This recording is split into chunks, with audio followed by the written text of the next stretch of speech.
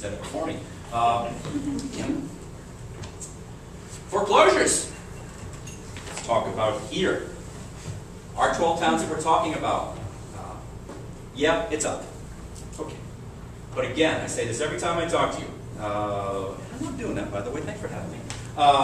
If you look at the numbers of there's 5 years, they're nothing at all compared to what's happened in the last big recession, the early 90s. It is up. Portsmouth, center of the universe, it's nothing. Historically, you got a few. Okay, now there's 8. You're going from 3 to 8. Woo! But when we see the next one, that's where I think it gets interesting. Here I've broken it up by town. I don't know why I did that, but I just wanted to be able to explain the increase. The increase in foreclosures, and that's properties that transferred by foreclosure deed. Define your term, Steve. The increase is attributable to Hampton and Newmarket, almost entirely by themselves. Dude, you chose to live there.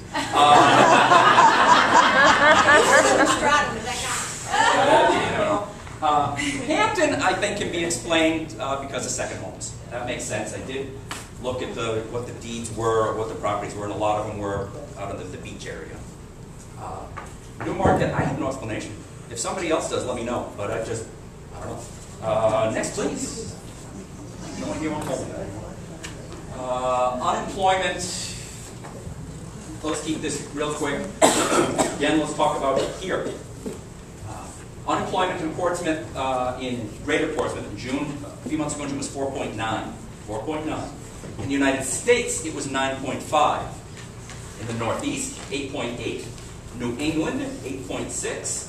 New Hampshire, 5.9. Here it's 4.9. Everything connects together. The market here is doing better than other parts of the state and the country, and unemployment is doing better. I should say employment is doing better, and it all ties together. There's no magic key. Kim, please. Okay, here's the summary.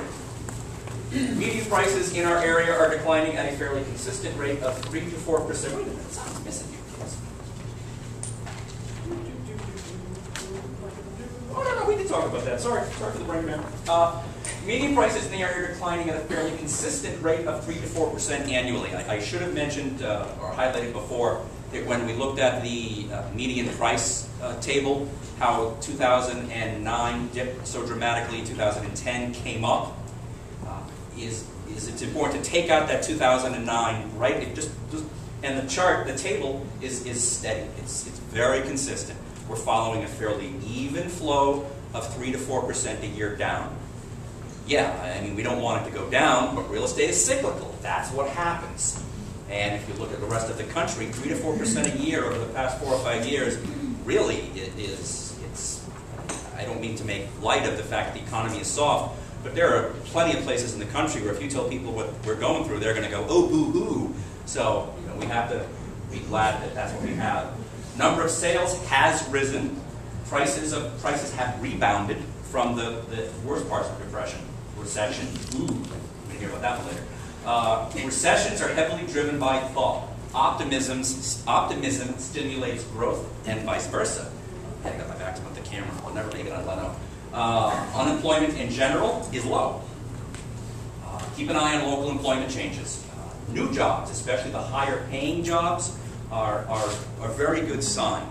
And that information is all published monthly on New Hampshire Employment Security's website, and it's very simple to look at. And job growth is, again, it's all the big picture. This area is largely, let's say, desk jobs, white-collar jobs, higher-paying professionals. That's what the growth at Pease brought us here. So,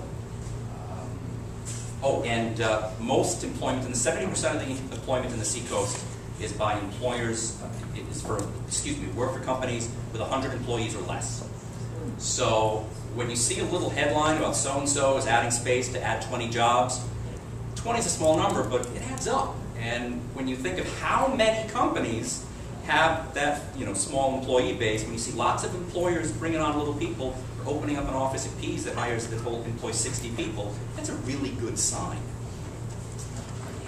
And, okay, There are some signs that prices are coming in line to what was traditionally reasonable relative to prevailing wages. That was the chart that I showed you about the multiplier of median income to median price. More money spent will stimulate recovery. Go buy something. Kim? Looking forward, I don't have anything brilliant to say. You know, people who are far smarter than me, it's not... You put any two economists in the room and they can both convincingly tell you two opposite things. And neither of them are wrong. It's not a science. And still, though, keep in mind what the big picture is. You know, I can tell you with optimism what I think is going to happen in the Seacoast.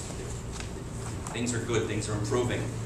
Folks up here can tell you things are good, they're improving, they're okay, they're improving. Maybe it's going to get a little worse before it gets better, and so forth. But don't take us out of the big picture. That, as you know, even Dennis uses some examples of international trade measures, LIBOR. It's a global economy now. And if the currency in Greece tanks one day, well, next thing you know, the markets in the United States have gone crazy. That hits consumer confidence, and so on and so on and so on. And so I'm not going to come in. Last year I said there's another 10% decline to go. I was wrong. So, and you know, I don't have a problem saying that because I have a degree in economics. And that's one of the courses, is accepting blame.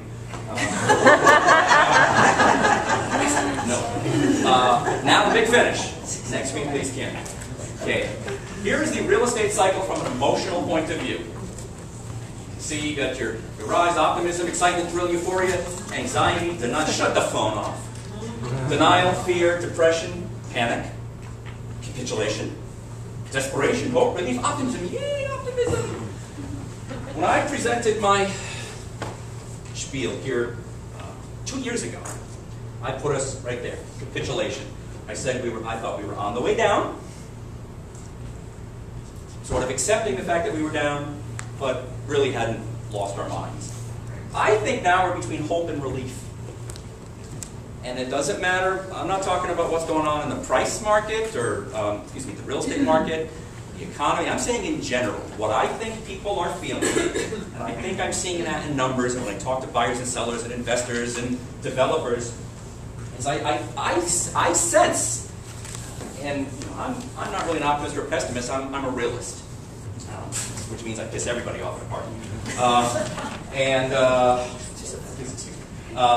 I think that's where we are, and I think we should be optimistic. I think it's time to start bringing optimism into this, because it really is a delicate balance of scared and enthusiastic. So, next screen, do I have anything else? Yeah, there's more about me.